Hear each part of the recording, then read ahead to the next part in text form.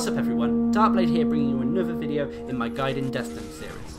In this episode we're going to be talking about patch 1.0.3. I'm going to be going over the more interesting changes that come with this update.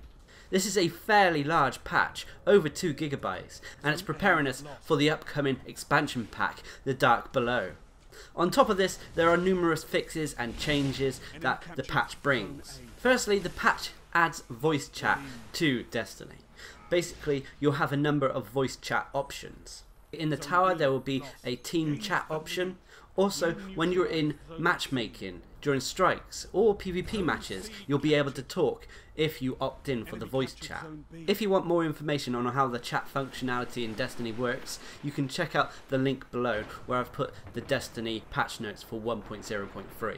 They've fixed a few issues with the classes. No major ones, just a few minor ones. For example, they fixed an issue in which 2 players who perform melee lunges at the same time would teleport through each other. They've also fixed an issue with Blink Strike. Basically, Blink Strike damage would be caused when colliding with Blink Strike rather than the actual melee impact of Blink Strike. And finally, they fixed an issue with Warlock bonds. When they were dismantled, they would accidentally turn into Titan materials. Next comes the weapons. There haven't been too many changes with the weapons. In general, they've reduced camera shake when being hit with explosive rounds, and they made a few changes to some of the perks. For example, Clown Cartridge. This has now been replaced with other perks in the shotgun upgrade tree. And finally, Head Seeker. They fixed an issue in which the precision damage perk did not always get applied. This should now work. They fixed a few issues with various activities within Destiny. For example, in missions, during the Buried City story mission, they fixed an exploit in Mars that could clear all enemies from Clovis Bray. In strikes, they've made a fix to Winter's Run, and they fixed an exploit zone during the final boss encounter. I'm not sure which exploit zone they mean, as I know there is multiple ones. Also during strikes, the difficulty will scale less for 3-player fire teams, making strikes less difficult for a full fire team. And finally, with heroics, they fixed an issue where engrams earned during the daily or weekly heroic activities were not being displayed correctly during the post-game screen. This should now be sorted. This patch also is preparing us for the next upcoming Iron Banner event. They have made a few substantial changes to the Iron Banner.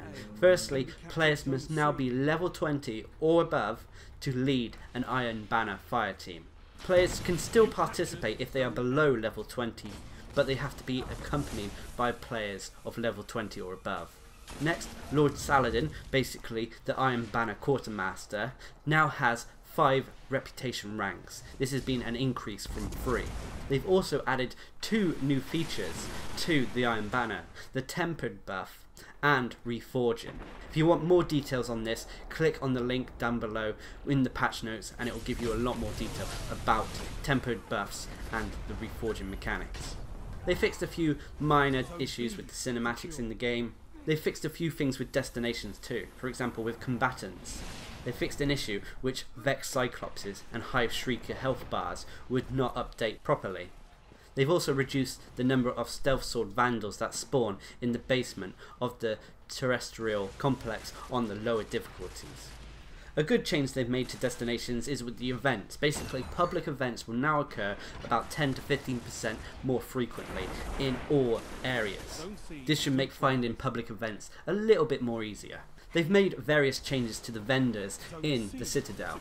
Firstly, they've increased the number of bounty slots in your inventory from 5 to 10. This means you can carry 10 bounties, which is a great change and sorely needed. Next, they've added various shaders to Eva Levante in the tower. She is a vendor who can be found next to the speaker who sells normally player emblems as well as some basic shaders, but now she sells more of them. It seems that she is selling the shaders that you can potentially get from Cryptarch ranks. Talking about shaders as well, they've added a shader preview functionality where you can preview a shader before you buy it. Talking about previews as well, emblems can now be previewed by just simply scrolling over them. Another change is that the marks and reputation icons and meters are adjusted, so you should be able to see your reputation with various vendors and factions a lot easier. They fixed an issue with strange coins and motes of light that were not being properly routed to the postmaster if your inventory was full. They fixed an issue in which engrams were not displaying the possible contents in the Cryptarch vendor menu. Another fix is an issue in which players did not receive the bounty or mission credits when assisting in killing certain enemies, like for example the Fallen Walkers. This I'm glad they've changed, because I got screwed out of a lot of bounties because of it. And lastly, with the vendors, the armor stat upgrade potentials are now displayed on various bits of armor. This is a great change, as it gives you the opportunity to see which bit of gear has the potential to be higher in terms of stats once they're maxed out in terms of level. Bungie have made various changes to the PvP in Destiny. In general, they've made a few fixes. Basically, firstly, they've enabled revive scoring for skirmish and salvage matches. Next, they fixed an exploit with revive scoring when entering a kill volume and having a teammate revive you for easy points. They've adjusted the join in progress settings for all playlists to minimize long periods of unbalanced teams due to players quitting or simply not having a full lobby. They added new functionality to matches pre-formed fire teams against each other. Basically, this will slowly roll out to all playlists over time, but will start with the 3v3 playlists. In the 3v3 games, fire teams of 2 or more players will be matched together more frequently. And in 6v6 games, fire teams of 4 or more players will be matched together more frequently. This means that you shouldn't come across teams of clans if you're playing solo. This is quite a good change, especially if you like to play PvP solo, because it's not fun going against a full fire team of clan members when you're on your own. Next, they've made numerous changes to the medals and maps in multiplayer.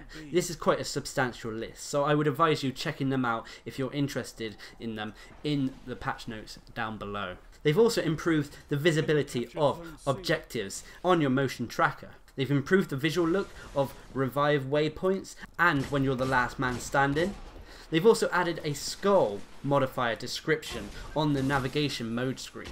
And lastly, they fixed an issue in which the names of downed teammates would not be always displayed on screen. Next, they've made a few changes to while you're in orbit. Firstly, the Destiny version, basically which patch it is, will be added to the character login screen. They've added dialogue imagery for various events. They added countdown timers for your weekly and special events. On top of this, they've added a whole host of new aspects, new texts and new timers to the director. Again, if you want the full list, check out the link below. While you're in the menus in Destiny, you'll notice a few changes as well. The biggest of these is that the network connection quality has now been added to rosters, so you can see who's actually got a good and bad connection. This is quite a good change, I think. They've also added something for Xbox One users where you can join fire teams directly. You'll also notice in your menus that there have been updated images for spin metal, relic iron and so on, as well as several items of your armor may look different now. These new icons are actually quite a good update, I feel. They look quite good. Next, with the audio. They've improved audio cues for sticking others and being stuck with certain sticky grenades. They've also fixed an issue in which the audio cue would not play when completing a bounty.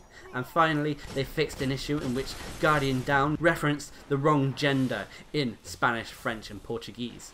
Lastly, with the patch comes the technical changes. They've added the ability for the Bungie DOC to send in-game alerts and messages.